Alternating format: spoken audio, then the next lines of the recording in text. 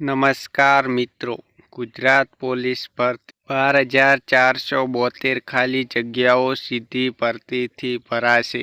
સૌથી પહેલા વિડીયોને લાઇક અને ચેનલને સબસ્ક્રાઇબ કરી દેજો. પોલીસ દળ વર્ગ 3ના 6 વર્ગોની પરીક્ષા માટે પોલીસની ભરતી બોર્ડ. રાજ્યના પોલીસ દળ વર્ગ 3ની ખાલી જગ્યાઓ સત્વરે ભરી શકાય તે માટે રાજ્ય સરકાર દ્વારા કાયમી પોલીસ ભરતી બોર્ડની રચના કરવામાં આવી છે. આ બોર્ડમાં અધ્યક્ષ તરીકે અધિક પોલીસ મહાનિર્દેશક કક્ષાના આઈપીએસ અધિકારી સાથે અન્ય 4 સભ્યો રહેશે.